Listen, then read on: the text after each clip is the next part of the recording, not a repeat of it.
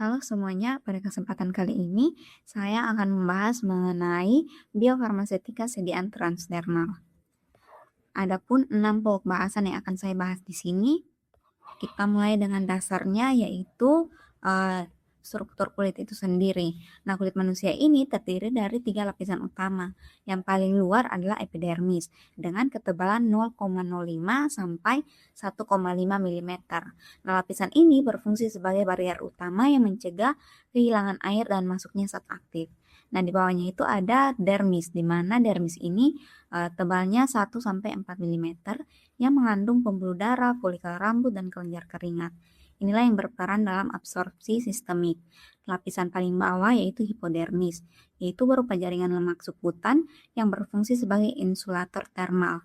Hal yang paling penting untuk kita perhatikan yaitu stratum corneum, di mana stratum corneum ini adalah lapisan terluar epidermis yang terdiri dari 10 sampai 20 lapisan sel mati atau korneosit yang gepeng dan kaya akan keratin, dikelilingi oleh matriks lipid interseluler.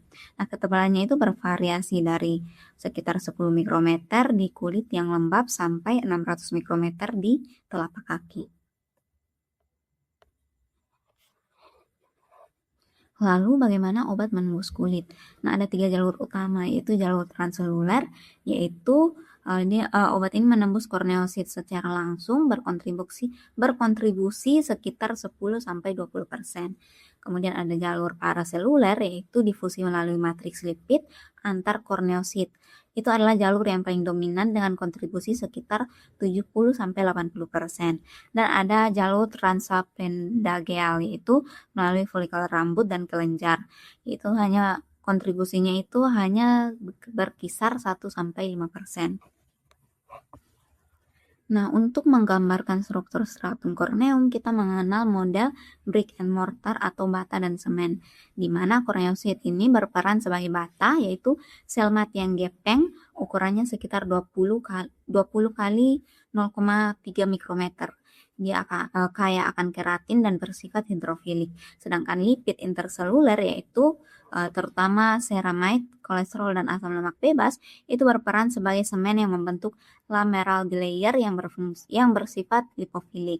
Nah, implikasi klinis dari model ini sangat signifikan, yaitu hanya sekitar 5-10% kandidat zat aktif yang benar-benar memenuhi syarat untuk sediaan transdermal. Nah, syaratnya itu adalah berat molekulnya di bawah 500 Dalton sesuai aturan 500 Deabos dan Menardi log P antara 1 sampai 3 dan dosis hariannya itu kurang dari 10 mg. Nah, sekarang kita masuk ke aspek kinetika, di mana penetrasi obat melalui kulit itu dijelaskan oleh hukum Fick pertama tentang difusi. Persamaannya itu adalah J sama dengan D dikali K, dikali selisih konsentrasi donor dan reseptor dibagi tebal stratum corneum. Nah, di sini J ini adalah flux atau laju difusi, D adalah koefisien difusi, dan K adalah koefisien partisi. Koefisien partisi K ini sangat penting. Jika K lebih besar dari 1, artinya obat itu lebih suka berada di stratum corneum. Ini nilai tersebut ideal untuk obat lipofilik. Nah, nilai optimalnya itu adalah log P antara 1 sampai 3. Sekarang kita masuk ke aspek kinetika.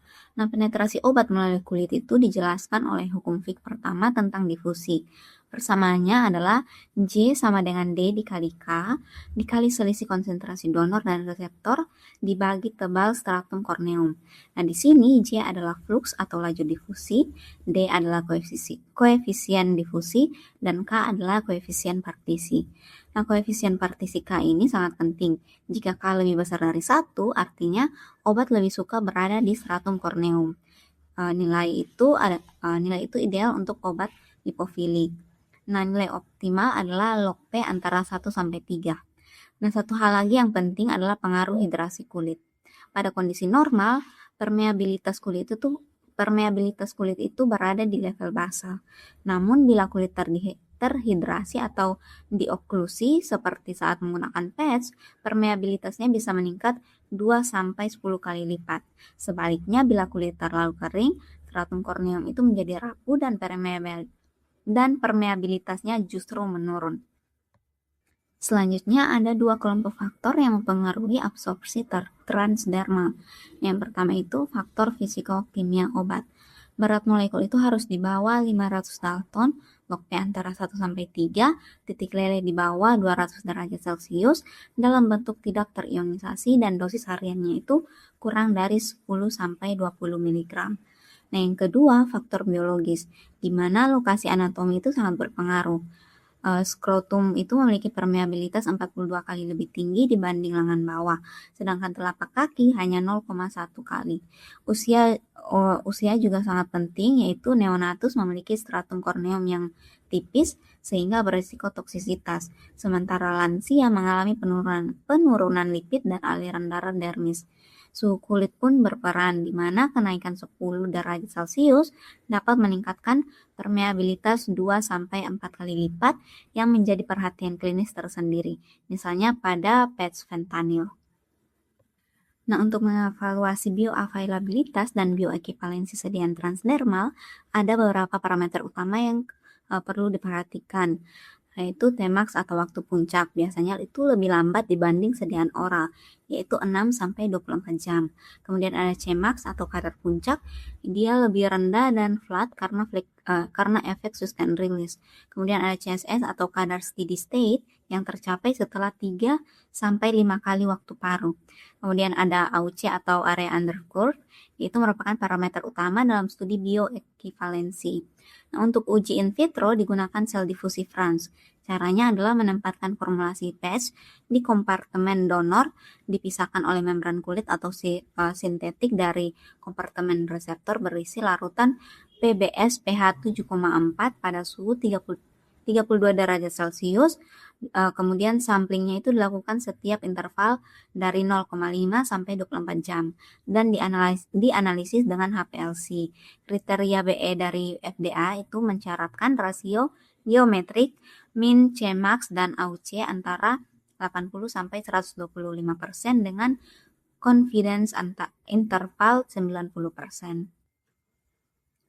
Secara keseluruhan, proses biofarmasetika transdermal berlangsung dalam 6 tahap, dimulai dari pelepasan obat dari vesikel atau patch, lalu partisi obat ke dalam stratum corneum, difusi melalui stratum corneum sebagai tahap penentu laju atau rate limiting step, kemudian dilanjutkan partisi ke epidermis Febel, difusi melalui epidermis dan dermis, dan akhirnya absorpsi oleh kapiler dermis menuju sirkulasi sistemik.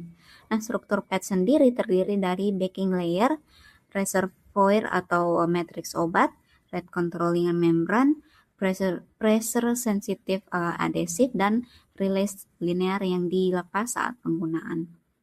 Nah, untuk meningkatkan penetrasi obat digunakan penetration enhancer.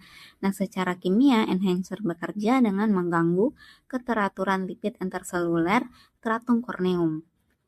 Nah, secara fisik tersedia teknologi seperti microneedles yang membuat jalur mikro menembus kulit dan iontophoresis yang menggunakan arus listrik untuk mendorong molekul bermuatan menembus kulit. Nah, untuk evaluasi formulasi dilakukan secara sistematis, mulai dari karakterisasi fisikokimia API, kemudian seleksi matriks patch, kemudian uji sel difusi Franz, screening enhancer, studi stabilitas sesuai panduan ICH, kemudian uji in vivo pada hewan, hingga studi klinis bioekivalensi pada manusia dengan desain crossover. Sekian presentasinya, terima kasih.